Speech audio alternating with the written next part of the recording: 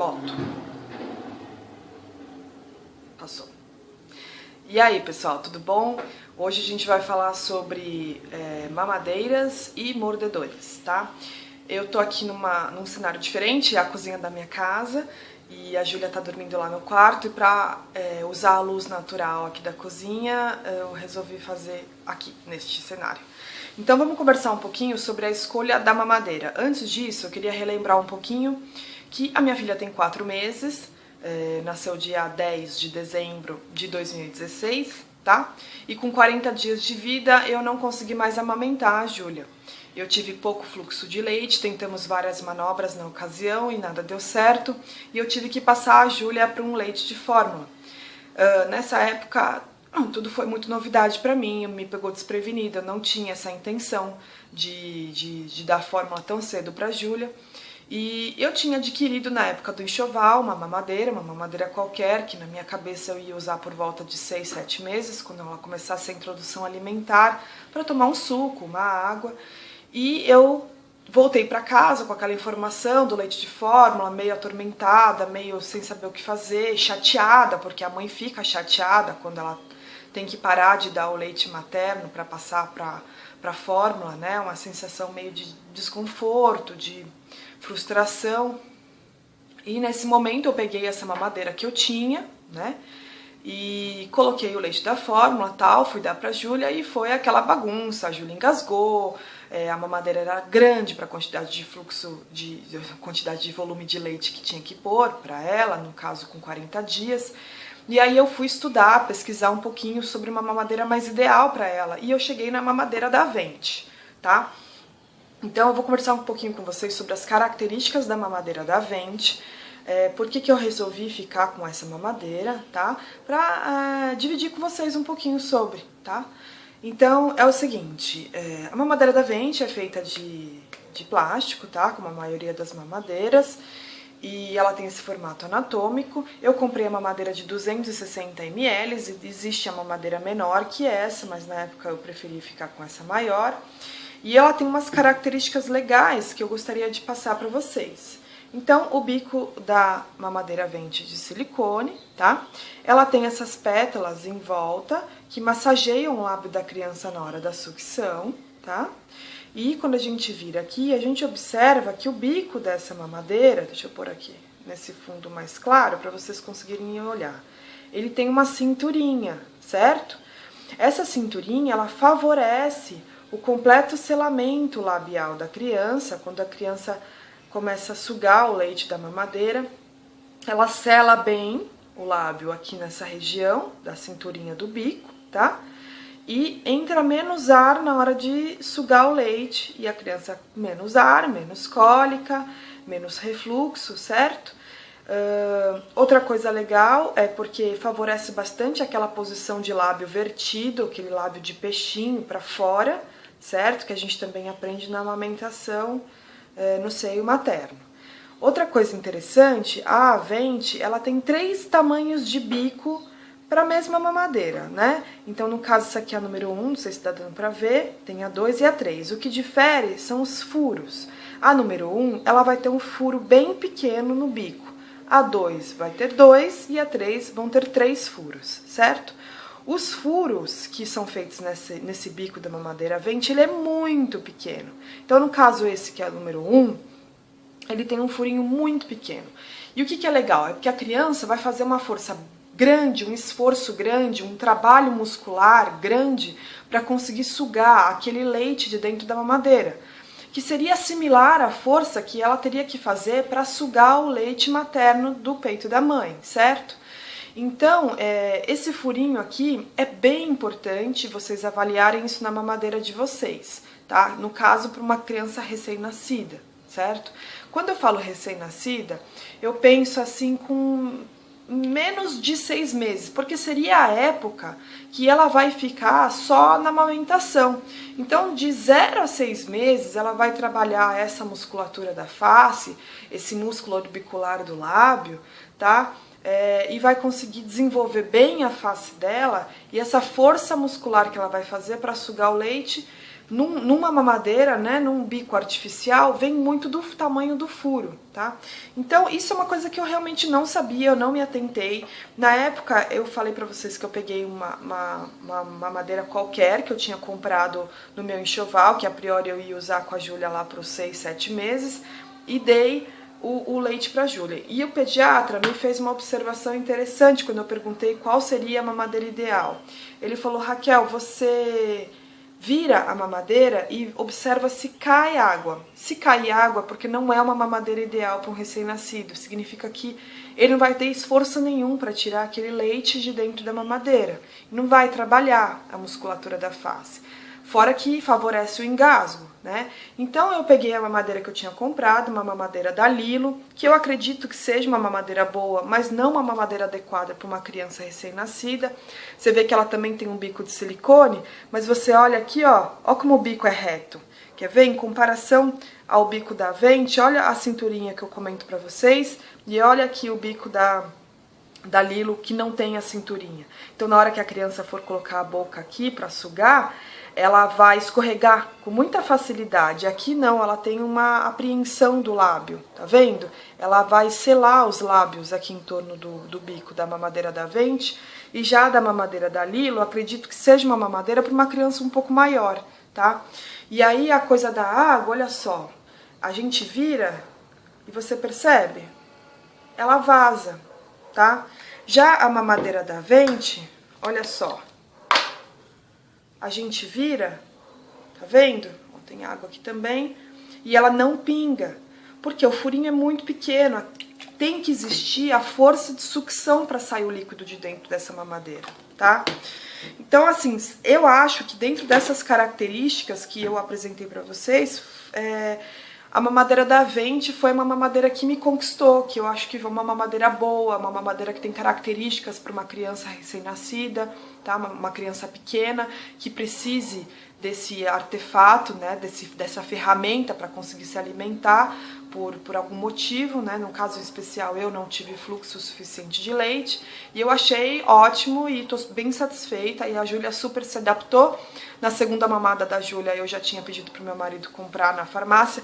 É uma mamadeira mais cara, assim, ela custa em torno de R$60, mais ou menos, tá? Mas eu acho que vale a pena porque, a criança vai estar muito mais bem apresentada, confortável para a criança mamar, tá? E a gente tem que pensar mesmo no conforto dela, né? Afinal, a gente está tirando o que era de mais conforto para ela, que era o leite materno, o colo da mãe, tá? Para passar da mamadeira. E outra coisa legal, que eu acho que não tem nada a ver com o vídeo, mas eu gostaria de falar, na hora da amamentação na mamadeira, gente, se reserva num cantinho, tá? Do mesmo jeito que você iria fazer se você fosse dar a mama para a criança, você vai fazer com a mamadeira. Você vai para um canto, você e ela, uma meia luz ou um cantinho mais tranquilo, né? No caso, aquela cadeirinha da amamentação que a gente normalmente tem dentro do quarto. O abraço que você vai dar para a criança na hora de você dar a mamadeira é o mesmo abraço que você vai dar na criança quando você está dando leite materno, certo? Eu acho que o que mais importante de tudo isso é o afeto que você transfere para a criança, tá? É o amor, é o afeto, é a vontade de estar lá, é a vontade de estar 100% naquele momento, né? Naquela atividade, você e ela. Tá? Então, assim, o que eu aprendi com essa história de ter que amamentar através da mamadeira e não do peito é que o que vale, gente, é o afeto. O que vale é o que você traz de si para a criança naquele momento, tá? Então, vamos agora mudar um pouco de assunto. Quem tem mamadeira em casa tem que ter limpador de mamadeira, tá? Esse daqui é um limpador de mamadeira um pouquinho mais moderno, né? Porque assim, os limpadores de mamadeira da época dos nossos pais eram aquele limpador de mamadeira que normalmente era um arame torcido, né? Tinha essas cerdas na ponta e tal. Mas eu acho legal esse de plástico porque ele vem com essa parte aqui que muita gente não sabe, que ela serve para você virar o bico ao contrário. Então você encosta aqui, né? Aí você pressiona, esse bico vai virar para fora, você vai conseguir fazer a completa higienização e voltar o bico ao normal. Outra coisa legal que eu acho que eu tenho para falar para vocês é, terminou de fazer a higienização da mamadeira, tal, vocês vão pegar essa escovinha e vão jogar ela dentro do freezer. Ah, e por que no freezer? Porque no freezer não vai ter a proliferação de bactérias, tá, nessas cerdas, e vai manter a sua escovinha mais limpa de mamadeira, tá? Então não deixar nem no escorredor, nem na gaveta de talher, colocar direto no freezer, né, naquela porta que a gente tem ali, separada das coisas, né, que tem dentro do freezer, normalmente os freezer tem aquela gavetinha do lado de fora ali na portinha e deixa ali aquela escova para conseguir manter ela bem limpa, certo? E outra coisa também, os bicos que você não estiver usando, também manter dentro do freezer, tá? Lava bem, limpa bem e mantém dentro do freezer o bico que você não estiver usando na época, tá? No caso, como a Venti tem 1, 2, 3, eu ainda tô usando a número 1 com a Júlia, ela tá com 4 meses. A número 2 e a número 3 que eu comprei estão dentro do freezer e a gente vai usar na ocasião mais oportuna, certo? E aí a gente vai passar para os mordedores. Então a gente vai ter um mordedor simples, tá? Meio de gel, de silicone. Esse mordedor aqui é da Tico, ele tem uma aguinha dentro, também bem macio, essa parte é de borracha, essa parte é uma parte plástica de borracha, né, plástico, com água dentro, tá? A gente vai ter o chocalhinho, mas que também serve como mordedor, tá? Tem bastante gente também que tem aquela girafinha famosa, francesa, tá? Acho que é Sophie o nome dela. E a gente tem os mordedores que vão pro freezer, olha lá. Esse aqui já até descongelou um pouquinho. Eu deixei aqui pra falar com vocês e se descongelou. Esse aqui é da Man, tá? Quais são as características, gente? Eu acho assim, legal a gente falar que a criança, ela não precisa ter dente e não precisa ainda estar no rompimento do dente, na gengiva, para começar a ter necessidade de um mordedor. A criança, ela entra mais ou menos na fase oral, aquela fase que ela põe a mão na boca, tudo ela leva à boca, mais ou menos com 4 meses. Então já é legal você começar a oferecer mordedores para ela, tá? Então mordedores assim mais simples, ela não vai ter a função de coçar a gengiva nem nada do tipo, porque a criança com 4 meses talvez não esteja ainda com aqueles dentinhos preparados para sair. Mas já é um reconhecimento, tá? Já é assim, trabalhar dentro de um campo que provavelmente com o tempo ela vai desenvolver mais. Então começa a ser uma criança assim, que não vai desenvolver aquela sensação ai, sabe quando a criança estranha? Quando você leva uma colher na boca dela e ela estranha, e ela cospe e tal, ela vai trabalhar um pouquinho esse sentido, tá? Então pode ser desde um mordedor simples como esse, tá? Que ela até vai conseguir segurar e levar a boca e coisa e tal, como um mordedor mais trabalhado, tá? Então aqui você vai ter uma textura, desse lado você também tem textura, você tem maciez, tá? E aí você pode entregar na mão da criança e ela vai explorar esse mordedor. Esse daqui é bem legal porque ele vai no freezer, tá? Então você põe esse mordedor no freezer, ele vai congelar essa parte, né, bem macia, tá vendo? E aí a criança vai levar a boca também para explorar também a parte assim sensorial, o gelado, o refrescante, tá? O molhado. É interessante também fazer esse tipo de trabalho, porque um dia você vai introduzir uma papinha de fruta que talvez esteja mais fresca, mais geladinha, tá? A textura da água, da coisa toda, eu acho importante você ter esse tipo de sensações, tá? Com a criança. Outra coisa legal, falando na introdução alimentar, eu acho que são as colheres de silicone, tá? Por quê? Porque você não precisa esperar chegar aos 6 meses para começar a fazer a introdução da colher, não é da alimentação, mas da colher. Então, por exemplo, você pode passar a dar remédio, né? Remedinho que você precisa dar para a criança na colher. Você pode fazer um trabalho de adaptação com a colher.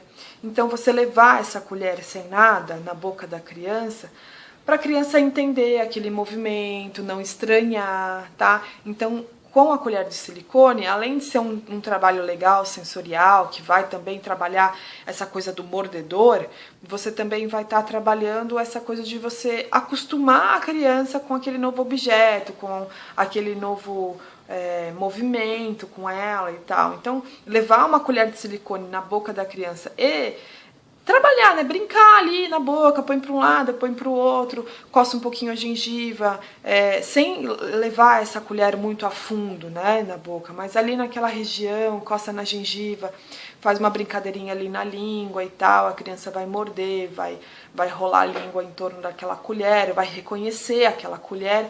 E esse trabalho é legal porque na época que chegar mesmo a introdução alimentar, ela não vai estranhar esse movimento. Ela não vai estranhar você colocar alguma coisa dentro desse objeto que ela já conhece e levar à boca, tá? Então tudo é mais fácil, o caminho pelo menos já está meio aí adiantado, tem coisas já que ela reconhece dentro daquele novo movimento que ela vai viver, tá?